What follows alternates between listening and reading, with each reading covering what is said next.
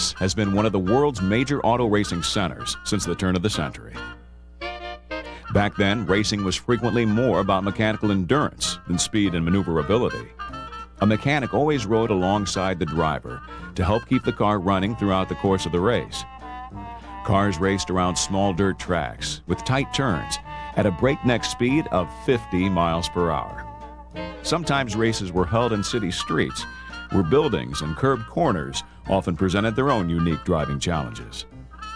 As automotive technology advanced and engineers found new ways to break former speed limits, race cars became too fast for race tracks. In 1909, James A. Allison was a respected member of the thriving Indianapolis automotive community.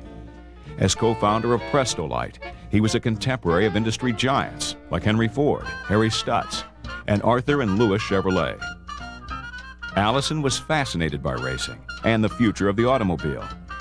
He thought that if drivers had a banked, paved oval track to race their cars on, engineers could build cars that would smash existing speed records. He was right. Along with his business partners, Arthur Newby, Frank Wheeler, and Carl Fisher, Allison helped found and build the Indianapolis Motor Speedway.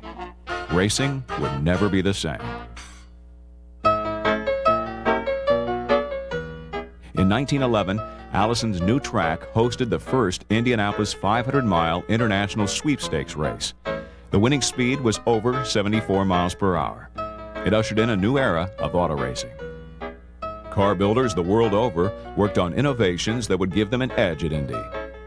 The winner of the inaugural race, Ray Harroun, drove a car he designed himself. Racing was not a lucrative business in the days prior to World War I. But Jim Allison was so committed to auto racing that he is said to have financed many teams with his own money. In fact, this car that Eddie Rickenbacker drove in the 1915 and 1916 races was probably funded by Allison. Besides financing so many other teams, Jim Allison also established a racing team of his own in 1915. He opened a small shop near the Speedway where he developed a reputation for his work on race cars and automobile technology in general.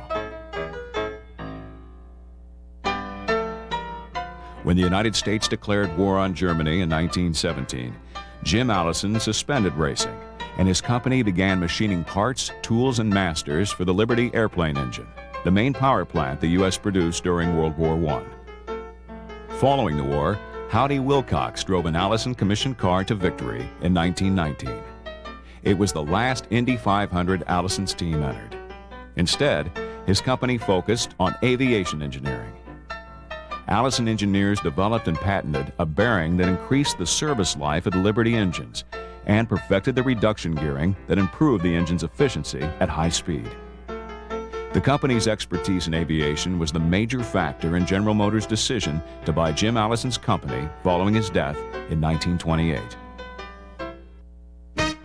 Shortly after the sale to GM, Allison engineers began work on a 12-cylinder engine to replace the aging Liberty engines. Through constant refinement and improvement, they reached the 1,000 horsepower threshold with the V1710. The engine became one of history's greatest aeronautical power plants, powering World War II warplanes such as the P-39 Air Cobra, the P-51 Mustang, and the P-40 Warhawks, Tomahawks, and Kitty Hawks. The V1710 also powered what may have been the Allies' most successful airplane, the twin-engine P-38 Lightning. Toward the end of the war, GM formed the Allison Transmission Division to put the engineers' expertise to work in a new field, power transmission for tracked vehicles. The new division developed the CD-850 transmission for the Army's M46 main battle tank. In full production by 1949, the CD-850 combined range change, steering, and braking in a single package. The physics of the cross-drive transmissions translated easily to Allison's Torquematic power-shift transmission for off-road construction vehicles. At virtually the same time, the company developed the first V-drive hydraulic transmission for transit buses. When it was released in 1948, the transmission revolutionized the transit bus industry. The driver, free of gear shifting, could now perform duties previously handled by the conductor. That helped lower costs and improve productivity. Allison's next on-highway transmission was the CPT-4 Torquematic. This first automatic put Allison into the on-highway truck market that we now dominate.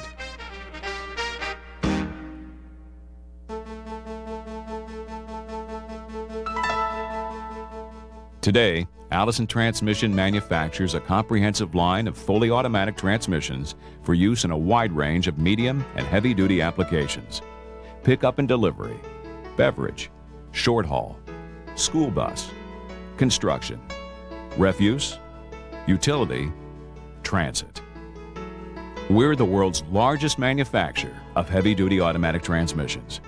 We have branch offices in every market region and over 1,500 service locations dedicated to serving our customers all over the world. We virtually reinvented automatic transmission technology when we introduced our World Transmission series of electronically controlled automatics in the early 1990s.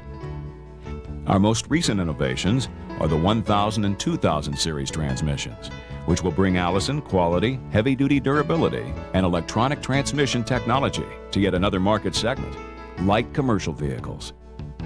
Succeeding in new markets is what we've always done best. We've succeeded making race cars, airplane parts and engines, and transmissions. And our success has helped shape history.